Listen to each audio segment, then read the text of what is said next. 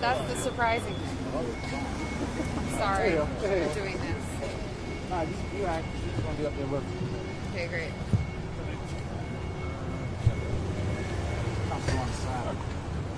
Good afternoon. We're here to talk about the incident that happened on the 5900 block of Palmetto Street. So this happened on Friday at 3:36 p.m. Police responded to that location and located 3 shooting victims. Victim number 1 was a Malik Ballard, 17-year-old black male. Victim number 2 was a Khalif Fringy, 18-year-old black male. And victim number 3 was Salah Fleming, a 14-year-old black male. All suffered from multiple gunshot wounds to the body and were pronounced deceased at 3:47 p.m. by fire medical personnel. There was one surviving shooting victim. He's a 16-year-old black male. He was transported to Frankfurt Hospital by private auto. He was suffering from 1 gunshot wound to the chest as well. Here's what we do know. Between the hours of 2:15 p.m. and 3:17 p.m., 2 groups of males arrived on the 5900 block of Palmetto Street in separate vehicles. Based on the information we received, they go into a house on that block for some sort of transaction. At some point during their meeting, gunfire erupted, resulted in 4 shooting victims. 3 succumbed to their injuries. A short time later, we located a black Ford Edge believed to be involved in this incident on the 500 block of East Wyoming Avenue. 2 juvenile males were arrested and subsequently charged for violation of the Uniform Firearm Act and related charges. Their ages were 15 and 16. So what do we need? We have developed 2 persons of interest. Both of them have outstanding warrants.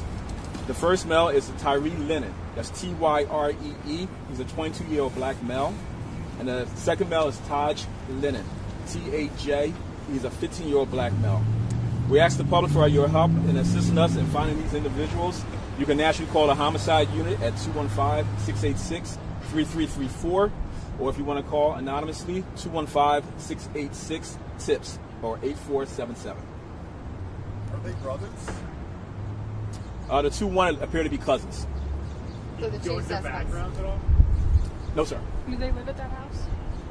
The house on Palmetto Street? Yeah. There's no indication they live at that location. And I heard that maybe it was a gun swap or gun-related transaction inside the house. That's part of our investigation. That's still an ongoing investigation as well. Do you know how they knew each other though? Is there any indication of like did the kids go to the same schools or something like that? Well, as of now, there's no indication they go to the same school, but we believe they're some sort of friends. What type of friends they are? Question. Can you just talk? The 16-year-old who was dropped off at the hospital, is he brothers or cousins with one of the people who dropped him off? Again, that's part of the investigation. I can't disclose that right now. Can you just talk in general about, I mean, this is a lot of teenagers that are involved in gun violence. There's possibly a gun transaction. We don't really know what the investigation is, but can you just talk about kids with guns? Because we've seen that number really creep up over the last few years of kids with guns and kids dying. Right. So based on the information I just provided you, we have at least, it looks like 5 juveniles and 1 adult male involved in this.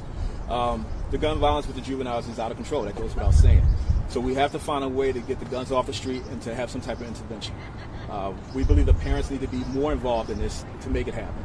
And how would you say to parents how to be more involved? Because so many parents may feel like they're, trying to give space because they're teenagers, but also they don't want their kids to be caught up in something. I understand. Those days of giving your children space should be over. If you see something, I know you heard the cliche before, you see something, say something. If the parents feel fearful of their children, they can call anonymously as well. So if you know your child has a gun, it behooves you to let us know what's going on. So was this a shootout between 2 groups of teenagers? I wouldn't say there's a shootout between 2 groups of teenagers, but what we do know is 2 groups arrived at that location to make some type of transaction. And there were teenagers in both those groups? That is correct. And were there adults in those groups too? And how many other people are we looking at? And how old are they, do you suspect? Well, one of the deceased is 18 years old, and a person of interest is 22 years of age as well. And do we know if there's any priors with any of the 2 that you're looking for? I can't disclose that right now. Is there any images of them anywhere, or is there any surveillance video? Of course, we use technology for our advantage, of course, to gather as much information as possible. But the specifics I can't get into. Any idea what went wrong in the transactions that lead to the shooting? No idea. Can you tell us where the shooters were? One was in the vehicle and one in the house or on the porch? Or? So based on our investigation, it looks like the shooting actually occurred inside the property. So there was no shooting outside of the property. How did the 16-year-old end up on the sidewalk? It's our belief that he may have tried to get out of the house and then collapsed. Let's go back to the message to parents. I mean, are the parents even present to hear this message? In this particular case, I can't answer that. Well, all I'm saying to you, overall, if we can get that message out to the parents. Because as I've said before, you know what your children are doing.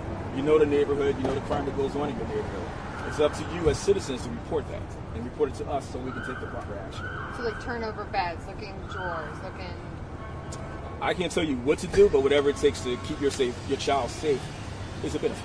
Are the 15 and 16-year-old currently in custody being charged with anything in addition to the firearms charges? We have related charges, but nothing specific. No murder charges? Oh, that's a negative as of now. Are they expected to be charged with murder? Again, that's part of the investigation. Okay, thank you, Inspector. Nate, you have a question about the... Yeah, can we ask about the 3-year-old in the home? Yeah, so I'll go over the case just so you have it. Approximately little after 5 yesterday, we had a mother show up at a firehouse with a 3-year-old. The 3-year-old had suffered a gunshot wound to his mouth area. Was immediately rushed by fire department to CHOP, where the child is currently stable. One of the investigation led back to the 1500 block of Taney.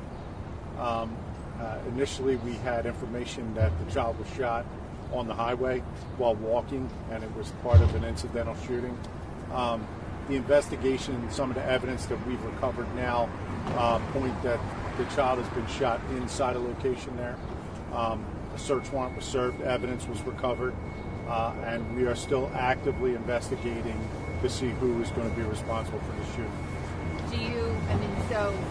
That raises questions about the initial information you received. Did that come from the mother or from someone I'm not else? going to get into the statements that we took, but it's obvious we took some false information initially, and we're looking very closely at everything. All right. Thanks.